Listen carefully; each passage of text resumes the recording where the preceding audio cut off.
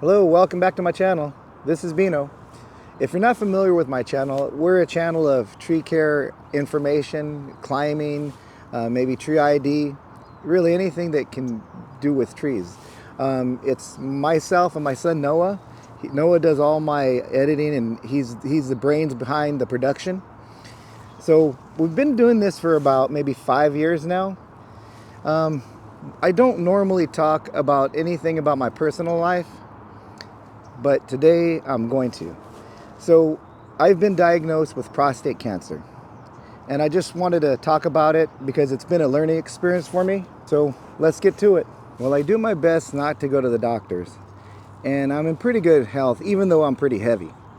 Even though I'm heavy, I don't have high blood pressure, I don't have high cholesterol, and I do pretty well. So the thing is, I have sleep apnea. That's something where you fall asleep at night and you stop breathing. The reason I mention that is because I have a Class B, my work requires me to have a Class B license. So with a Class B license, every 2 years you got to get a physical. And so with sleep apnea, you have to have so many hours docked on the books for you to be able to be a driver, a Class B driver. So now they require me to go get a physical once a year. So I'm always getting physicals. So I'm thinking I'm in great shape.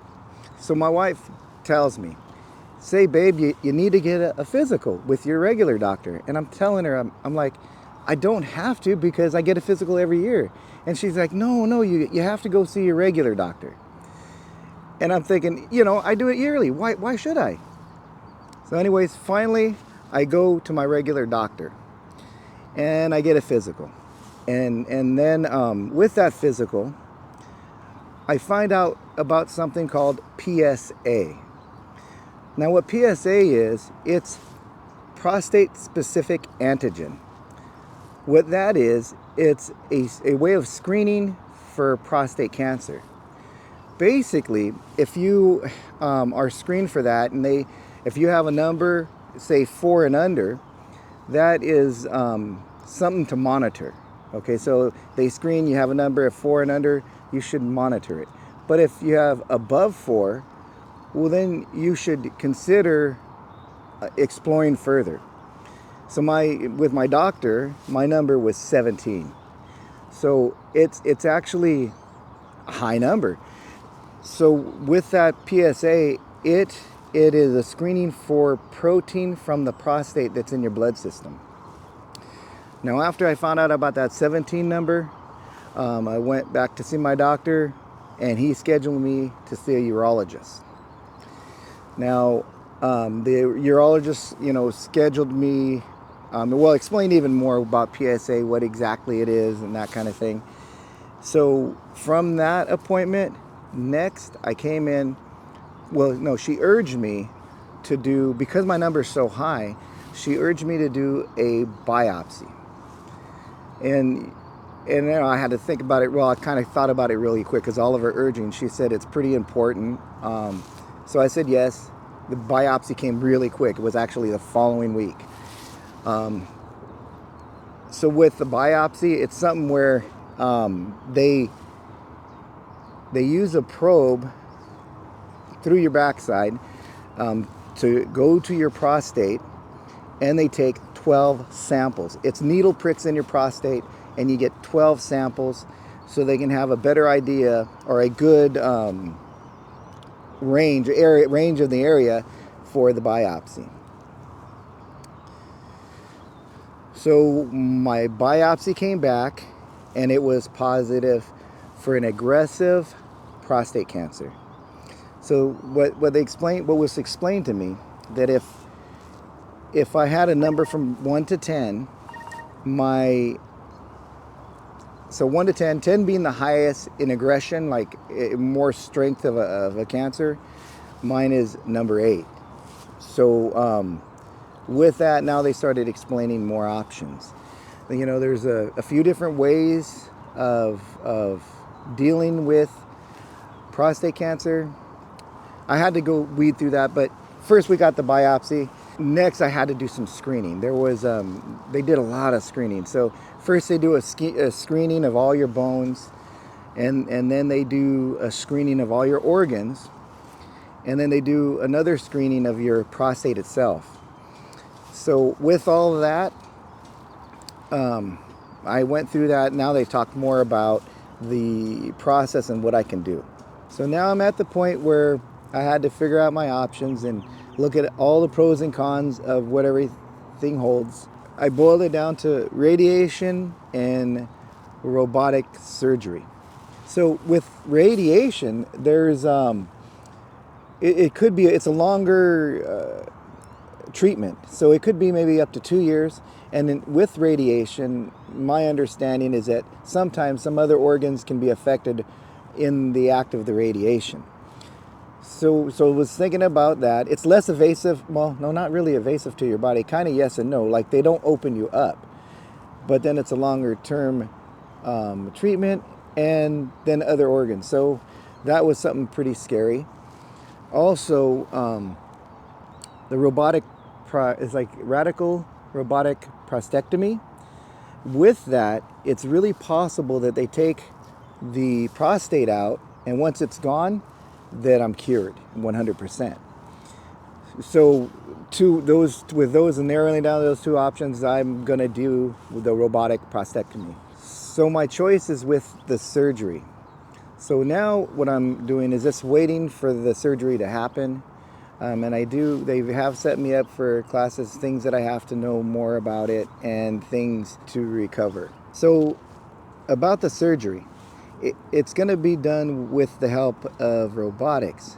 It's supposed to be a little bit really fine detailed and maybe less invasive than like the olden time surgeries. So the doctor will have a machine that he sits at, and then there's going to be a robot system that'll actually, like 6 points will go into your body, and they'll enter and extract the prostate. Really interesting to find out, because I had nothing or no idea of this. So the prostate's a gland about the size of a walnut, and it's above your bladder and below your penis. That's what they're going to take out. It's the thing that creates semen. So they'll enter into my belly and go inside, and they'll extract it and then put it back together. So it's really scary sounding, and it's going to be a process. Some things that you have to worry about after the surgery is done is continence or incontinence, where you basically have to learn how to pee again. And for the good majority of people, you'll be able to be normal. There are a few other things that that you have to deal with, and that's going to be a process. So my understanding is with this surgery, it ought to take me 4 to 6 weeks to be good enough and pretty okay. But they do say that it could take from 3 months to a year to really fully be healed. So my hope is that this goes all well, and then in time I'm back to being normal.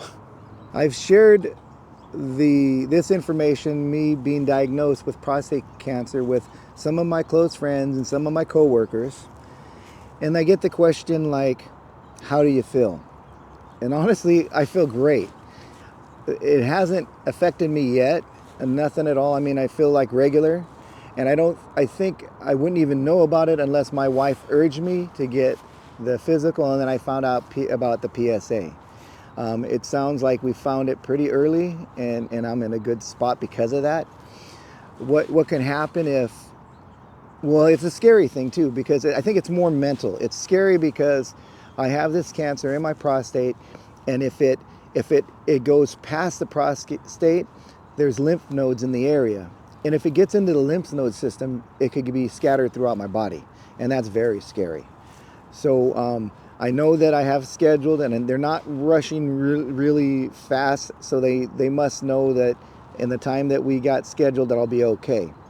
So that's what I'm doing. I'm waiting for the surgery, and I hope that the recovery goes well, and in time I'm back to doing these videos. So during this time of me recovering, we may slow down in video creating, but I need to take some time to get well and recover. We may also be able to do maybe a different style of video during this time, but after surgery I'll go through that recovery mode and see what comes.